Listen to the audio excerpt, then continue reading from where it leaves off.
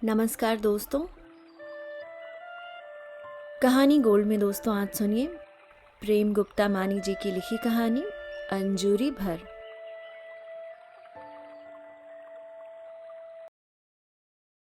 दोस्तों 24 अगस्त को इलाहाबाद में जन्मी और 80 के दशक से लेखन में सक्रिय प्रेम गुप्ता मानी जी के अब तक 10 संग्रह प्रकाशित हो चुके हैं। साहित्य की लगभग हर विधा में लिखने वाली मानी जी देश के लगभग सभी प्रतिष्ठित पत्र पत्रिकाओं में स्थान पा चुकी हैं और आज भी लगातार अपनी रचनाओं के माध्यम से साहित्य जगत से जुड़ी हुई हैं। इन्होंने 1984 में कथा संस्था यथार्थ का गठन किया। वह 14 वर्षों तक लगातार हर माह कहानी गोष्ठी का सफल आयोजन भी करती आईं। इस संस्था से देश के उभरते व प्रतिष्ठित लेखक पूरी शिद्दत से जुड़ते रहे। तो आइए सुनते हैं इन्हीं की लिखी एक खूबसूरत सी कहानी अंजूरी भर। दुमंजिले मकान की मुंडेर पर कच्ची धूप किसी नन्ही सी चिड़िया की तरह धीरे धीरे फुदक रही थी। सामने के पार्क में घने नीम के पेड़ पर बैठी चिड़ियों का हौसला बढ़ा।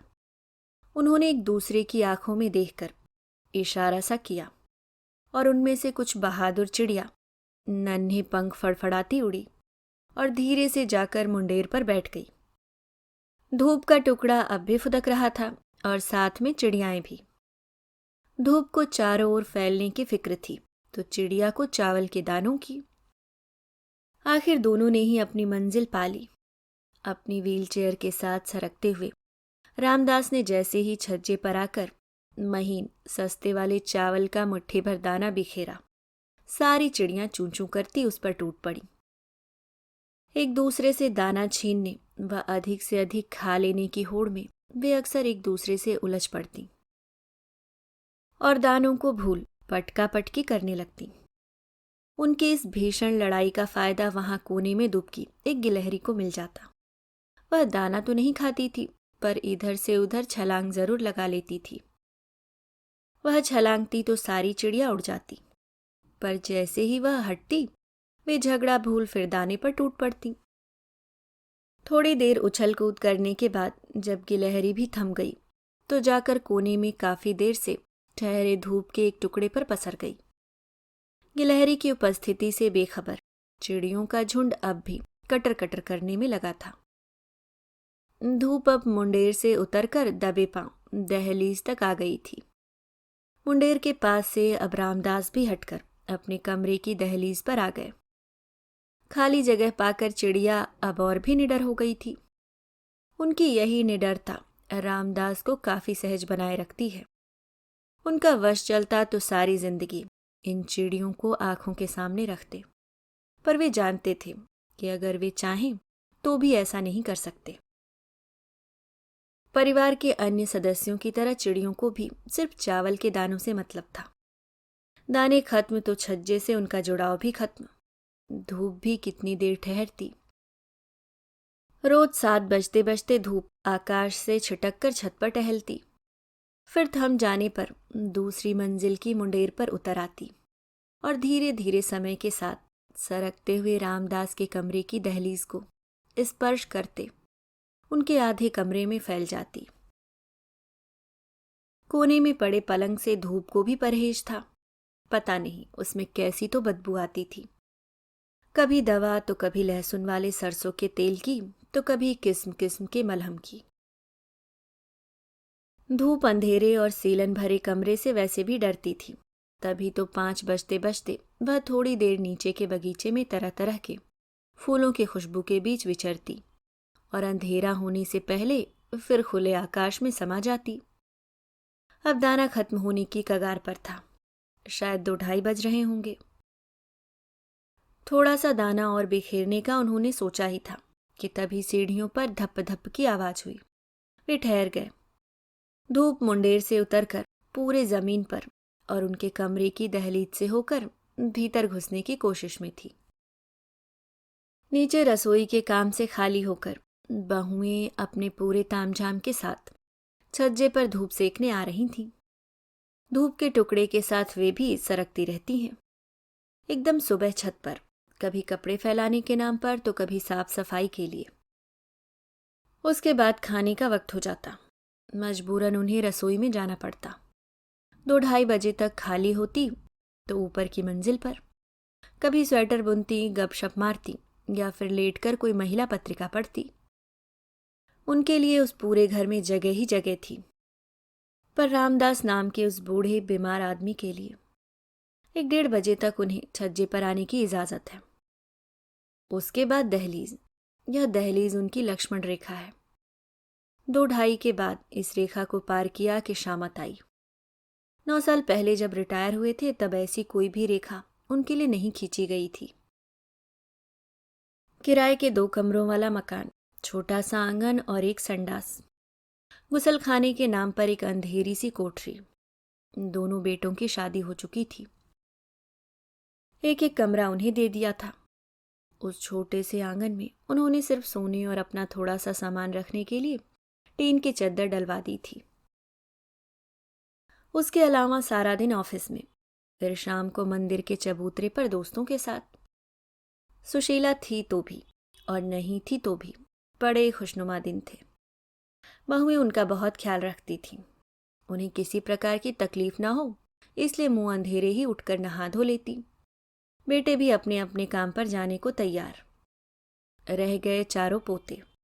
वे तो उनके लाडले थे और वह उनके। सुबह उठते ही कोई दादू को मंजन ब्रश थमा रहा है तो कोई कुल्ला करने के लिए पानी दे रहा है। दादू जब तक नहाकर बाहर आते वे झगड़ते रहते। दादू को पहले कपड़ा कौन देगा, चाय पराठा कौन देगा और उनकी चप्पल साफ करके कौन उनके पैरों में पहनाएगा। बच्चे झगड़ते रहते और उनकी चालाकी पर वे मन ही मन हंसते। इतना काम करने के एवज में वे बच्चों को जो 2 रुपया रोज देते थे उससे उन्हें बेहद सुकून सा मिलता था और बच्चों को बेहद खुशी। सुकून तो उन्हें उस समय भी खूब मिलता था जब बहुएं बड़े स्नेह से ऑफिस जाते वक्त उन्हें टिफिन का डिब्बा पकड़ाते हुए झोला भी पकड़ाती थी। बाबूजी शाम को आते वक्त अपनी पसंद की कोई सब्जी ले आइएगा और हाँ, गोभी, मूली, टमाटर, नींबू और धनिया पत्ती लाना ना भूलिएगा। सुबह नाश्ते में गोभी मूली के पराठे बना देंगे, आपको बहुत पसंद है ना। और दादू बिस्कुट टॉफी भी। बच्चे उन्हें खींचते तो हंसते हुए वे स्कूटर स्टार्ट करते। अरे भाई 2-2 रुपया तो दे दिया, अब तो जान छोड़ो। नहीं दादू, बिस्कुट टॉफी तो लाना ही पड़ेगा शाम को और गरम समोसे भी। अच्छा भाई ला दूंगा, पर पहले जाने तो दो। पूरा दिन ऑफिस में कैसे बीत जाता पता ही नहीं चलता। पर शाम होते ही घर लौटते तो स्कूटर के पीछे सब्जी से भरा थैला होता और आगे बिस्कुट, दाल मूठ, टॉफी और गरम समोसे का थैला। बहुएं सब्जी का थैला लेकर भीतर चली जाती और बच्चे नाश्ते पर टूट पड़ते।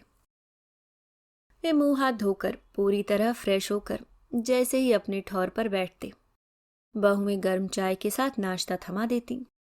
उन्हें अच्छा लगता। छोटे से आंगन में लड़ते झगड़ते बच्चे, रसोई में किसी बात पर खिलखिल करती बहुएं। दोनों बेटे भी तब तक आ जाते। वह छोटा सा घर खुशियों से इस कदर भर जाता कि लगता जैसे सुशीला कभी थी ही नहीं इस घर में। पर नहीं, ऐसा नहीं था। 10 साल पहले सहसा हार्ट फेल हो जाने के कारण जब से सुशीला गई है उन्होंने एक पल के लिए भी उसकी याद को अपने से अलग नहीं किया है, अलग कर भी नहीं सकते। सुशीला 15 बरस की उम्र में जब उनकी जिंदगी में आई तब से, और जब 50 बरस की उम्र में उन्हें छोड़कर चली गई, तब तक उसने उन्हें जो खुशी दी, भरा पूरा परिवार दिया, संतुष्टि दी और खुद सारे कष्ट झेलकर भी उनके अंधेरों को धूप का टुकड़ा बनाकर रोशन करती रही, यह क्या भूलने की बात है। दोनों बेटे आलोक और अशोक को पढ़ाने लिखाने और उनकी नौकरी का सपना देखने में उसने अपने सारे गहने, यहाँ तक कि अपने पैरों की पायल के साथ साथ अपनी छोटी छोटी खुशियां भी गिरवी रख दी, पर उन्हें भनक तक नहीं लगने दी। इन 4 पोतों ने उसी की गोद में अपनी आंखें खोली हैं, उसकी ही उंगली थामकर चलना सीखा है और उनके मुंह से जो पहला शब्द निकला था वह था अम्मा। अम्मा सुनते ही सुशीला की आंखें कैसी तो छलछला आई थीं। बहुत देर तक अपने को जब्त नहीं कर पाई थी और उनसे छुपाते छुपाते रो ही तो पड़ी थी। मैंने पिछले जन्म में कोई बहुत बड़ा पुण्य ही किया होगा, तभी तो इतना अच्छा पति और परिवार मुझे मिला है। मेरे दोनों बेटे बहुएं और अब मेरे पोते, सभी तो कितना प्यार करते हैं मुझे। अरे वाह, इन सब के बीच में मैं कहीं नहीं हूं। सब में तुम मैं कर रही हो। अरे इस मैं में मैं भी तो हूं। क्या यह परिवार मुझे प्यार नहीं करता? क्या मुझे सम्मान नहीं देता? तुम हम क्यों नहीं कहती? अरे भावना में बहकर मैं तो भूल ही गई थी कि यहाँ मैं के लिए तो कोई जगह है ही नहीं। जो कुछ भी है हमारा है। अब तो खुश। और वे खिलखिलाकर हंस पड़े थे। पर वह उन्मुक्त हंसी ज्यादा दिनों तक उनके होठों पर नहीं टिकी थी। जैसे सुशीला हर दुख उनसे छिपाती थी, अपने हार्ट की बीमारी भी उनसे छिपा गई। और एक सर्द रात अचानक उन्हें गहरे अंधेरे में धकेल कर चली गई। उसे बचाने की उन्होंने कितनी तो कोशिश की थी, पर कार्डियोलॉजी तक एम्बुलेंस पहुंचती उससे पहले ही सुशीला ने उनकी गोद में दम तोड़ दिया। कुछ इस तरह कि आज भी अंधेरे में वह अपनी गोद को सहलाते हुए सुशीला से सुख दुख की बातें करते हैं। दादू, आप कमरे के भीतर चले जाइए, मामा थोड़ी देर यहाँ बैठेगी। चियुक कर उन्होंने सबसे छोटे पोते विशाल की ओर देखा। पूरे 12 बरस का होने को आया है, पर शैतानी अभी भी कम नहीं हुई है। घर में जितनी देर भी रहेगा धमा चौकड़ी तोड़फोड़ मचाए रहेगा। उसे यह भी याद नहीं रहता कि उसकी शैतानी से उसके दादू को कितनी तकलीफ पहुंचती है। जोर जोर से गाना बजाने से उनकी नींद में कितना खलल पड़ता है और आवाज के धमाके किस कदर उनके कमजोर हृदय हिलाकर रख देते हैं। दबी जबान से कई बार उसे समझाने की कोशिश की तो तड़ाक से जवाब, दादू आपको क्या दिक्कत है? आप अपना कमरा बंद कर लिया कीजिए ना। आप तो दादू बस पागल हो गए हैं। पहली बार जब उसने यह कहा था तो वे आवाक रह गए थे। आंखें जैसे फट सी गई थीं और उन फटी आंखों में ढेर सा पानी छलछला आया था। उन्हें समझ में नहीं आया था कि क्या यह वही बच्चा है जो उनके पैरों में चप्पल डालने के लिए भाइयों से झगड़ा करता था और काम में सफल हो जाने पर सिर्फ 2 रुपया पाकर काफी देर खुशी से उछलता रहता था। पर आज न उनके पास देने के लिए पैसा है और न इसे लेने की चाह। तो क्या बचपन में सिर्फ पैसे के लेन देन के कारण प्यार था, या फिर बचपन की मासूमियत? पर इतना बड़ा तो अब भी नहीं हुआ है कि अपने दादू से प्यार करना छोड़ दे। तब दादू, आप सुनते कम हैं क्या? मम्मा कब से तो खड़ी हैं और आप हैं कि अरे अपने कमरे में जाइए ना। हाँ, जैसे वह नींद से जागे हों। आंखों के पपोटे भारी हो चले थे और व्हील चेयर थी कि खिसक ही नहीं पा रही थी। उन्होंने बड़ी बेबसी से मुंडेर की ओर देखा। गिलहरी अब वहां नहीं थी। चावल के दानों को समेटकर अब सारी चिड़िया भी पेड़ पर जा बैठी थी और धूप, वह तो मुंडेर से उतरकर अब जमीन पर फैलकर पसर गई थी। दोनों बहुओं ने उसके ऊपर चटाई डाल दी थी और फोम का गुदगुदा तकिया भी। उनका कितना कितना तो मन हुआ कि कोई उन्हें संभाल कर धूप के टुकड़े की तरह उठाए और चटाई पर डाल दे। नर्म गुदगुदे तकिए पर सिर रखकर वे भी थोड़ी देर धूप की नर्म नर्म सेक लेना चाहते हैं, पर उन्होंने झुककर कुर्सी के पहिए को कमरे की ओर किया तो मुंह से हल्की चीख निकल गई। पर दूसरे ही क्षण उन्होंने उसे भीतर ही घुटक लिया। पांव पर धोखे से तेज हाथ लग गया था, जिससे टीसन इतनी बढ़ गई कि चीख के साथ ही आंखें भी छलछला आई थीं। वे तेजी से कमरे के भीतर आ गए। बहुओं की तरफ पीठ थी, वरना देखते ही फुसफुसाती, हम लोगों को देखते ही बुढ़ा नाटक करने लगता है। अरे बाबा, अब तो 24 घंटे का टिटिम्मा है। पहले ऑफिस जाते थे तो कुछ पल के लिए चैन तो मिल जाता था, पर अब दिन भर खाना, चाय, नाश्ता और उससे मुक्त हों तो ये कराहट जारी। उफ, एक पल को भी चैन नहीं। मैंने तो तुमसे पहले ही कहा था कि अपने इनसे कहकर बुढ़ऊ के लिए छत पर एक कच्चा कमरा और लैट्रिन बनवा देते हैं। वहां सारा दिन बुढ़ऊ कुछ भी करे, हमें क्या, पर कोई मेरी सुने तब ना। धीरे बोलो, लंगड़े हैं पर कान के तो बहुत तेज हैं। और फिर एक हल्की हंसी। उन्होंने कमरे के अंदर घुसते ही दरवाज़ा बंद कर लिया था। दर्द पांव से उठकर आत्मा में उतर गया था। उन्हें क्या पता था कि कभी वक्त उन्हें इस तरह खून के आंसू रुलाएगा। अच्छा हुआ कि सुशीला चली गई। जिंदा होती तो यह सब सह न पाती। पर वे क्या सह पा रहे हैं? शायद नहीं। पर कर भी क्या सकते हैं? दुख के समय तो अपनी परछाई भी साथ छोड़ देती है। किससे कहें? करीब 15 वर्ष पहले जब उनकी पोस्टिंग गोरखपुर में हुई थी, तभी से पैरों में हल्की सूजन सी रहने लगी थी। कई डॉक्टरों को दिखाया। किसी ने थायराइड की बीमारी बताई तो किसी ने शुगर की। पूरा शरीर ठीक रहता, पर शाम के वक्त सिर्फ पांव सूजकर इस तरह गदबदे हो जाते जैसे उनमें ढेरों पीऊ भर गई हो। सुशीला के जिद करने पर खून टेस्ट करवाया तो फाइलेरिया के लक्षण पाए गए। पहली बार नाम सुना था। डॉक्टर ने बताया कि यह एक प्रकार के मच्छर के काटने से होता है और इसका टेस्ट करने का सही तरीका यह है कि जब मरीज सो जाए तो सिरिंज से उसका खून लेकर जांच की जाए। सही बीमारी तभी पकड़ में आएगी और इलाज भी संभव हो पाएगा। वे उठते तो रोज थे इस संकल्प के साथ कि आज सोने से पहले डॉक्टर से बात करके सुशीला से कह देंगे कि वह खून का सैंपल निकलवा ले। पर रोज ही वे अपने ऑफिस के काम में और सुशीला घर के काम में इतने व्यस्त हो जाते कि वह रोज आता ही रह गया। उनकी भूलने की आदत ने वक्त पर ही धूल चढ़ा दी और जब धूल झाड़ने का ख्याल आया तो बहुत कुछ हाथ से फिसल चुका था। साथ में सुशीला भी, नौकरी भी और वह खूबसूरत सुबह भी। बाहर से आवाजें आनी बंद हो गई थीं। बहुएं शायद झपकी की गिरफ्त में थीं। ठहरी हुई वह हल्की गुनगुनी धूप तन के साथ मन को भी कितना सुकून देती है, इसका एहसास था उनके पास। पहले छुट्टी के दिनों में वह यही तो करते थे। मंदिर की संगमरमरी जमीन पर धूप की सलवट विहीन चादर बिछी होती और वे अपने दोस्तों के साथ उस पर पसरे तब तक बतियाते रहते जब तक प्रकृति उसे खींच न लेती। पर वे सब भी कितने ढीठ थे। चादर पीछे की ओर खिसकती जाती और वे चहलकदमी करते किसी आवारा शख्स की तरह उसका पीछा करते चलते। काश उस वक्त उस चादर को तहाकर अपने टूटे फूटे संदूक में रख पाते तो इस कमरे में शाम के वक्त इतनी ठिठुरन तो न होती। जब चाहते चादर को निकालते और पूरे कमरे में उसे बिछा देते। सहसा उनके होठों पर एक छेड़ सी मुस्कुराहट उपज आई। वह अकेले बैठे क्या से क्या सोच जाते हैं। कमरे का दरवाजा बंद होने के कारण अंधेरे के साथ ठंड भी बढ़ गई थी। उन्होंने बिस्तर पर पड़े स्वेटर को उठाकर पहना, फिर गुसलखाने की ओर घूम गए। धीरे से व्हील चेयर को कमोड तक ले गए और बैठे बैठे ही पेशाब से फारिग हुए। केवल लैट्रिन जाते वक्त ही इस कुर्सी से सरक कर कमोड पर बैठते हैं। बाकी काम नहाना धोना सब इसी पर।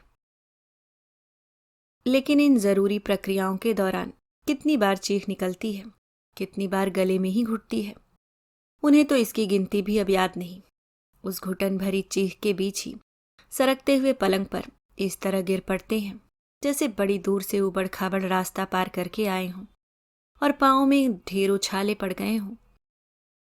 इन छालों की तो अब कोई दवा भी नहीं। नासूर की कोई कारगर दवा होती है क्या? गुसलखाने से बाहर आए तो आंखों के आगे बहुत देर तक अंधेरा छाया रहा। पूरा पैर सूजकर कुप्पा हो गया था और बुरी तरह टीस रहा था। उसमें मवाद कहीं दिख तो नहीं रहा था, पर टीसन बहुत असहनीय थी।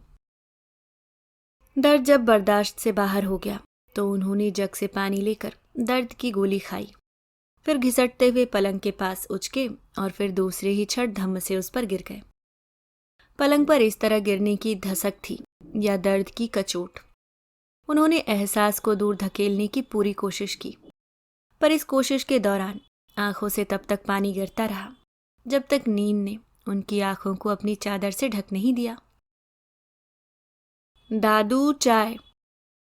विशाल ने उन्हें झिझोड़ा तो वे एकदम से चिहुक पड़े। दर्द से निजात पाने के लिए नींद की गहरी सुरंग में उतर गए थे। उससे बाहर आने में उन्हें कुछ वक्त लगा, पर विशाल ने पहले की तरह इंतजार नहीं किया। साइड टेबल पर चाय की प्याली पटक कर चला गया। शाम के शायद 5 बजे होंगे या 6 भी। अंधेरा कमरे के भीतर भी था। विशाल ने इतना भी नहीं किया कि बत्ती ही जला देता। उड़के हुए दरवाजे से रोशनी की एक पतली सी लकीर भीतर रेंगती हुई आ रही थी। उसी का सिरा थाम कर वे धीरे से उठंग हुए। फिर छड़ी से बत्ती जलाई और साइड टेबल से चाय की प्याली उठा ली। सुरंग से बाहर आने में शायद काफी समय लग गया था। चाय एकदम ठंडी हो गई थी। उन्होंने उसे एक ही घूंट में सुड़क लिया, पर इस सुड़कन के दौरान आंख व नाक दोनों से पानी बहने लगा जैसे भीतर बरसों से कोई सोता सूखा पड़ा था और अब मौका पाते ही फूट पड़ा। अंगोछा पास में ही पड़ा था, पर उन्होंने उसे उठाकर पोंछा नहीं। वे उस सोते के पानी को पूरी तरह बहा देना चाहते थे। सुशीला ने जीते जी कभी इसे बहने नहीं दिया, पर अब जब वह नहीं है तो बांध को बचाएगा कौन। दोनों बेटे ऑफिस से आ गए थे शायद, तभी तो नीचे डाइनिंग हॉल से इतनी हंसी छनकर आ रही थी। बहुत देर तक वे उस छनी हुई हंसी को अपने कलेजे के आर पार उतरते महसूस करते रहे। फिर बर्दाश्त नहीं हुआ तो अंगोछे से मुंह पोंछा और पलंग से सरक कर व्हील चेयर पर बैठ गए। फिर धीरे धीरे उसे दरवाजे तक ले गए। हाथ के हल्के स्पर्श से ही दरवाजा खुल गया, पर यह क्या, दरवाजा खुलते ही तेज हवा का एक झोंका उनके पूरे बदन को चीर गया। व्हील चेयर पर बैठने से पहले उन्हें टोपी और सदरी पहन लेना चाहिए था। घर के ठीक सामने एक सूना और उजड़ा हुआ पार्क है, जिसमें नीम, बरगद, पीपल के विशाल पेड़ के साथ जंगलों, झाड़ झंझाड़ भी हैं। सारी रात झिंगरों, कीड़े मकोड़ों की तीखी आवाजें सोने नहीं देती, और सुबह सूरज के भय से वे सब तो चुप हो जाते हैं, पर बंदरों का झुंड एक पेड़ से दूसरे पेड़ पर छलांग लगाता, जो उधम मचाता है कि इस मोहल्ले का सत्यानाश ही हो जाता है।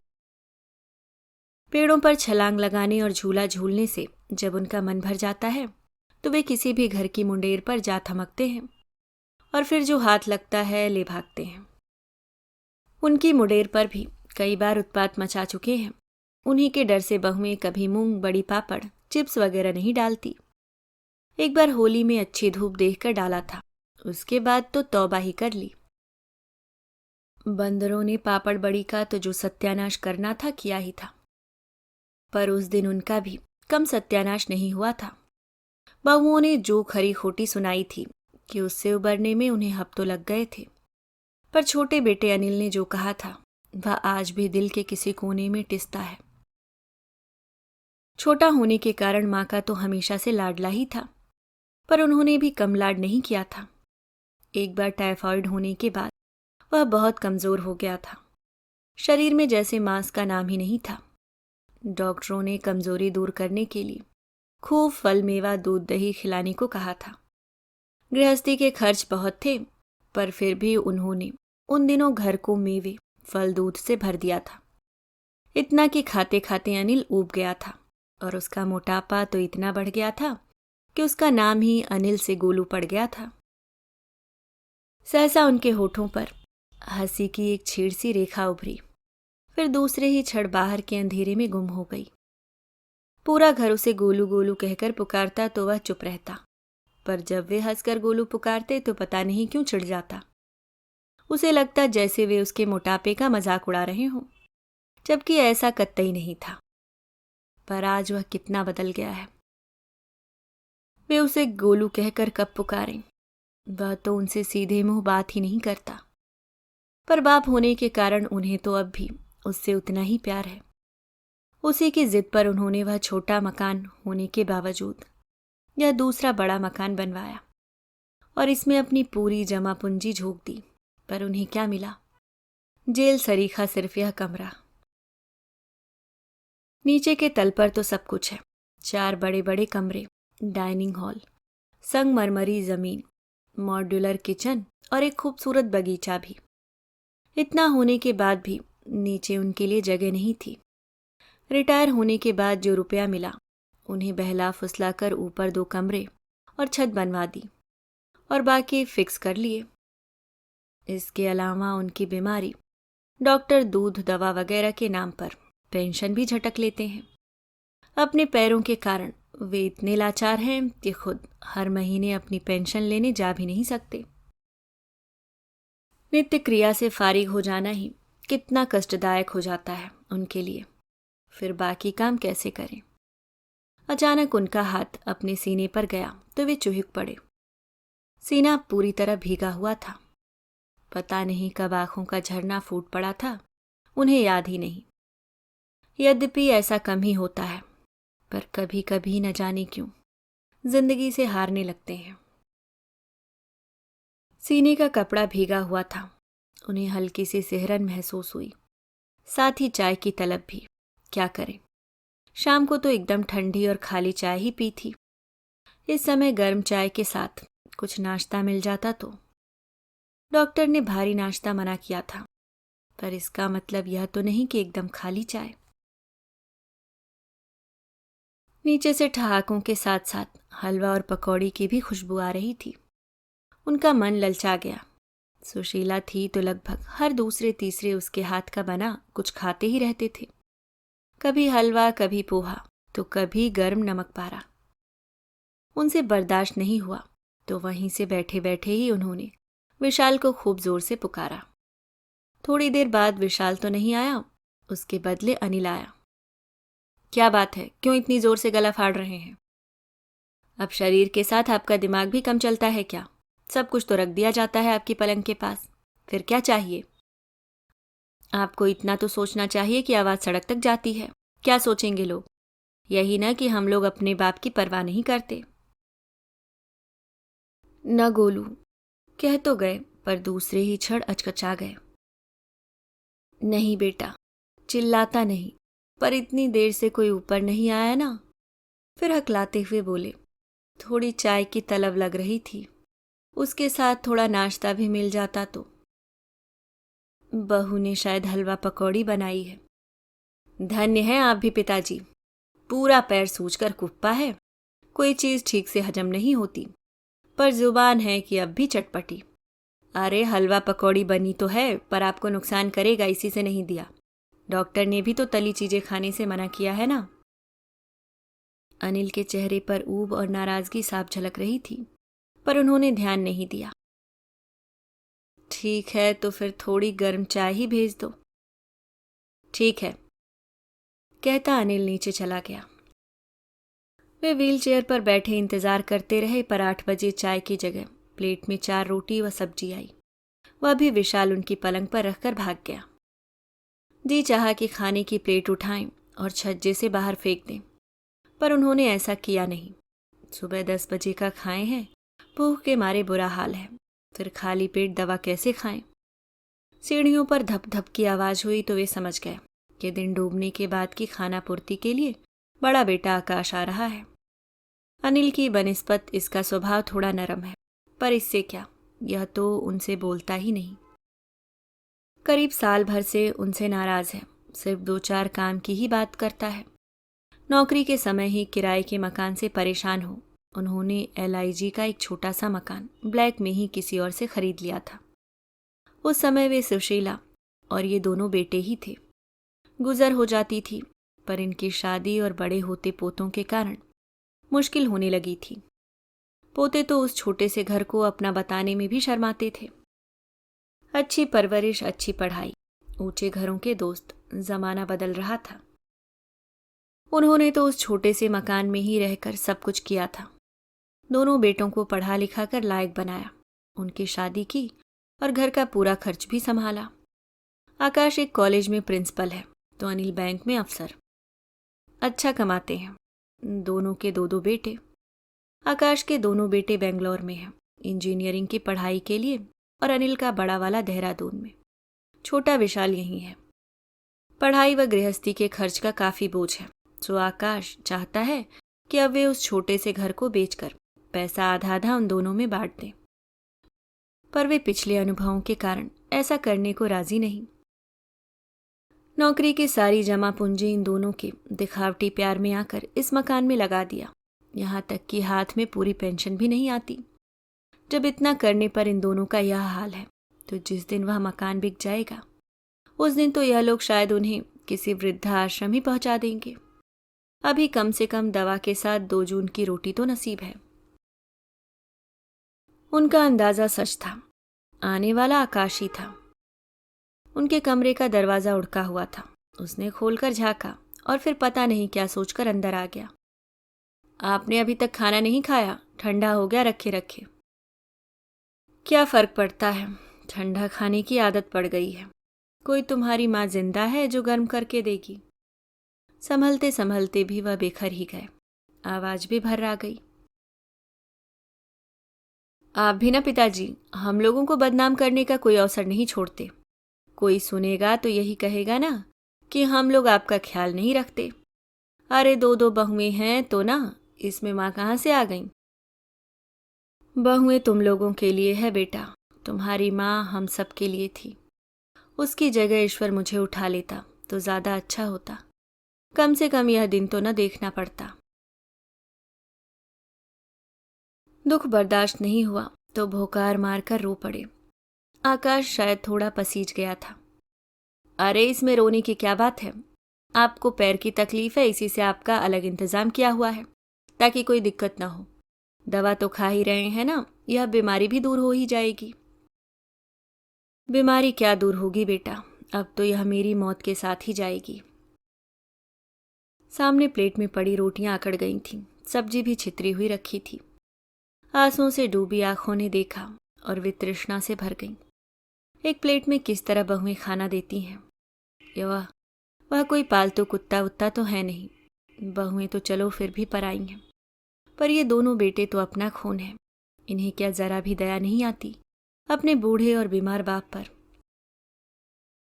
बेटा खाना ले जाओ, भूख नहीं है।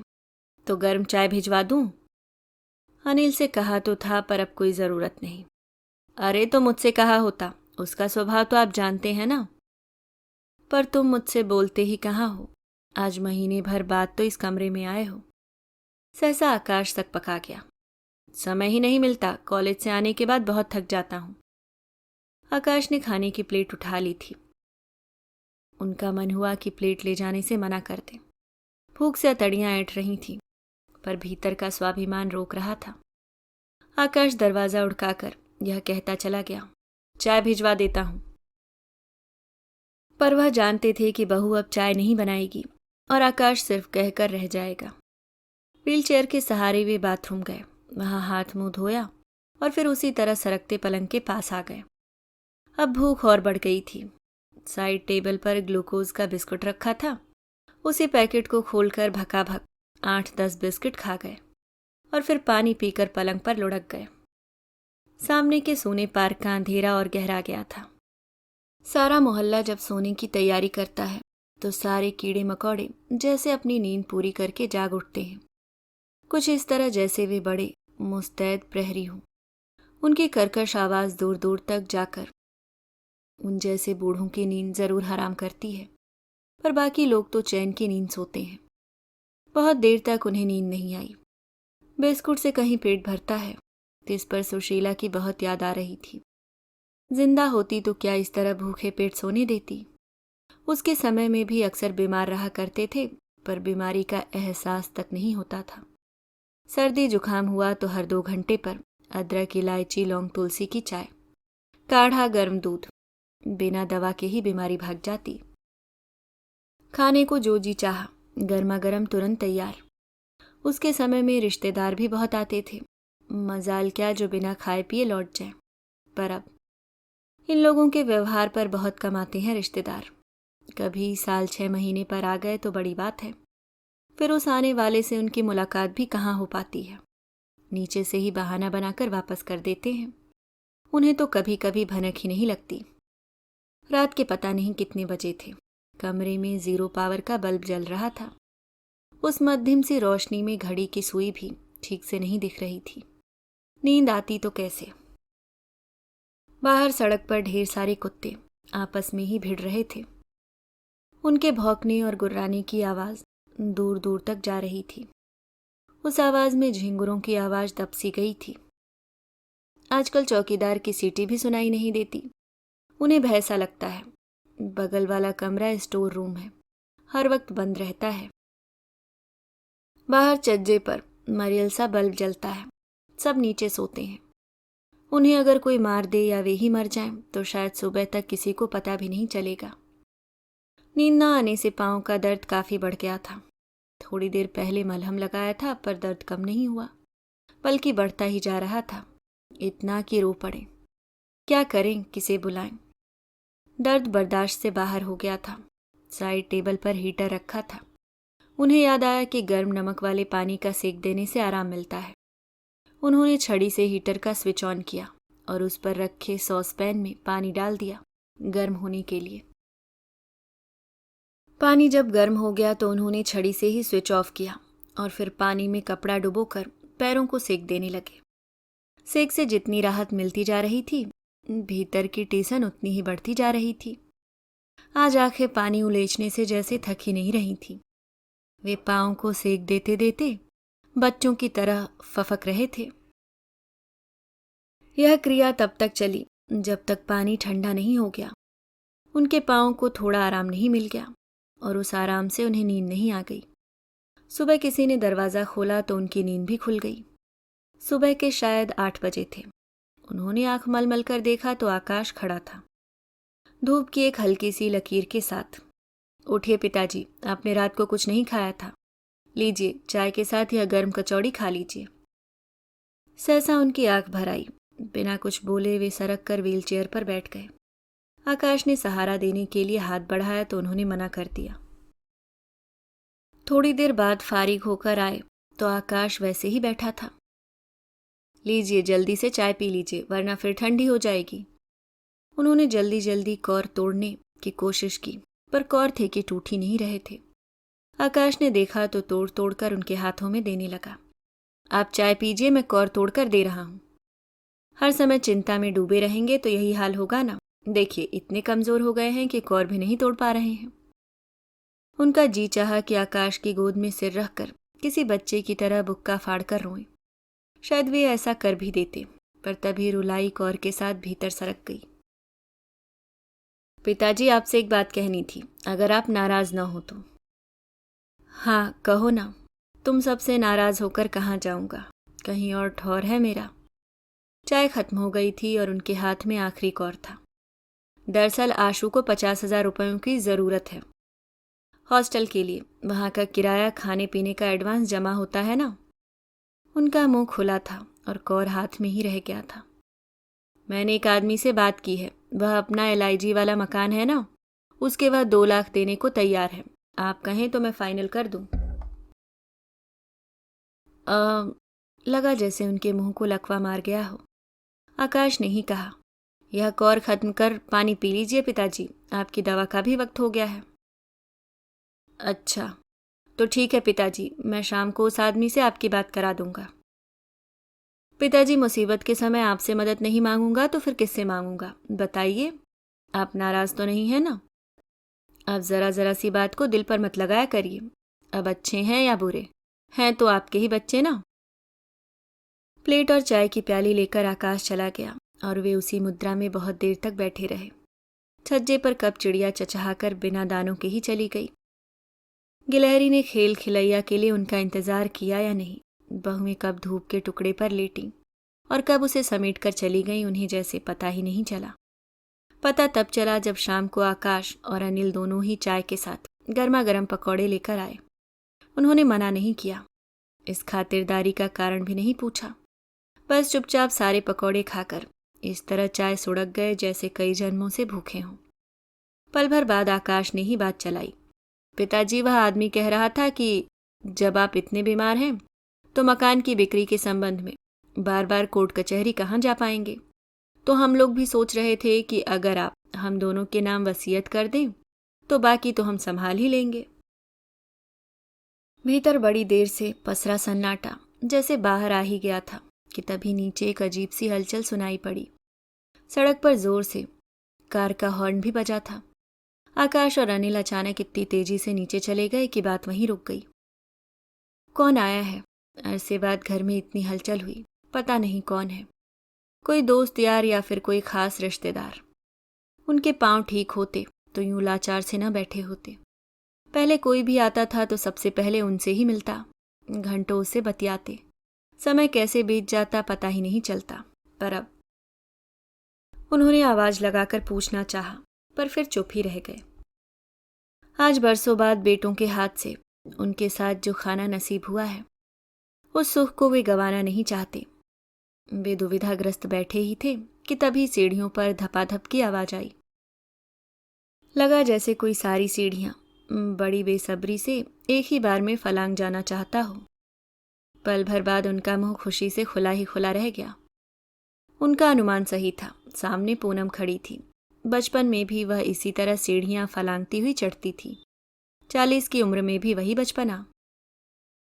मौसा जी, खुशी से चीखती पूनम आकर उनके गले लग गई तो उनकी आंखें छलछलाईं। आवाज जैसे गले में ही अटक सी गई थी। काफी देर तक कुछ बोल ही नहीं पाए, बस दुलार से उसके सिर पर हाथ ही फेरते रह गए। पूनम उनके पलंग पर ही बैठ गई। और सुनाइए मौसा जी, कैसे हैं? कैसा होऊंगा बेटा, सबने तो भुला ही दिया इस बूढ़े बीमार आदमी को, पर तू भी पूरे 10 साल बाद आई है। क्या मौसी ही तेरी सब कुछ थी, मैं कुछ नहीं? आगे वे बोल नहीं पाए। अरे नहीं मौसा जी, ऐसी बात नहीं है।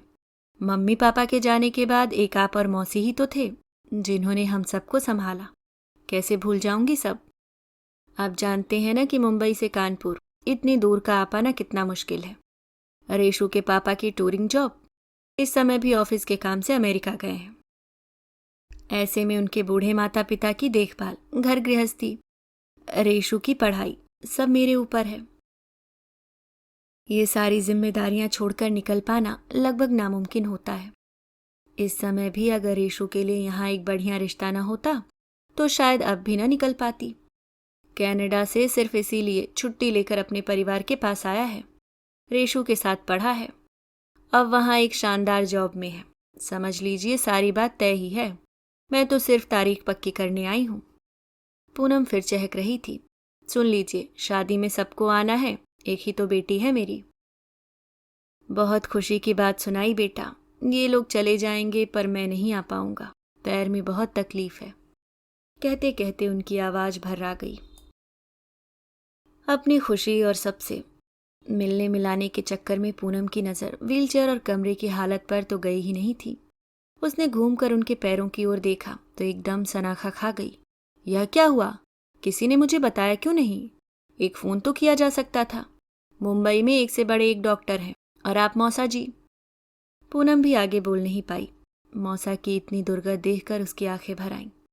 पूरा पांव भयानक रूप से सूजकर हाथी पांव बना हुआ था। जहां तहां से मवाद झलक रहा था। कमरे की बुरी हालत, संडास से आती बदबू, साइड टेबल पर बेतरतीबी से रखा सामान और पास पड़ी व्हीलचेयर सारी कहानी अपने आप बयान कर रहे थे। आकाश, अनिल दोनों बहुएं, उन सब के अपराधी से चेहरे। पूनम को इन सब का स्वभाव पता था, पर अपने पिता के साथ भी ये ऐसा सलूक करेंगे ये नहीं सोचा था। एकाएक पूनम ने जैसे अपना निर्णय सुना दिया। मेरी कल शाम की फ्लाइट है, मैं मौसा जी को अपने साथ ले जाऊंगी। वहां के किसी बड़े डॉक्टर से कंसल्ट करके इनका पूरा इलाज करवाऊंगी। आप लोग चिंता न करें, ठीक होते ही वापस पहुंचा दूंगी। सुनकर आकाश झुंझला पड़ा। यह क्या पूनम, खुद ही सोचा और खुद ही फैसला भी सुना दिया। हम लोग इलाज करवा रहे हैं ना? भैया, मैंने यह कब कहा कि आप लोग इनका इलाज नहीं करवा रहे? मैंने सिर्फ इतना कहा कि मुंबई में डॉक्टर ज्यादा सक्षम हैं। अनिल कुछ कहने चला तो पूनम ने दृढ़ता से रोक दिया। बस, अब कुछ नहीं। मेरा भी हक है मौसा जी पर। और अगर आप मेरे सास ससुर की बात कर रहे हैं तो वे अब मेरे मम्मी पापा हैं। मौसा जी को पूरा सम्मान देंगे, मैं जानती हूं उन्हें। बहुएं गुस्से में पैर पटकती हुई नीचे चली गई थीं, और वे लगा जैसे किसी रेगिस्तान की गर्म बलुई जमीन पर चलते चलते पैरों में छाले पड़ गए। प्यास से गला चटक रहा हो। इस प्यास से वे मरते कि तभी जैसे किसी ने अंजूरी में भरकर पानी उनके मुंह में डाल दिया हो। मौत के करीब पहुंचकर सहसा जिंदगी वापस आ गई थी। पल भर वे हकबकाए से बैठे रहे, फिर सहसा ही बुक्का फाड़ कर रो पड़े। अभी आप सुन रहे थे प्रेम गुप्ता मानी जी की लिखी कहानी अंजूरी भर। उम्मीद करती हूँ दोस्तों कहानी आपको पसंद आई होगी। अगर आप चैनल पे नए हैं तो सब्सक्राइब करना ना भूलें। धन्यवाद।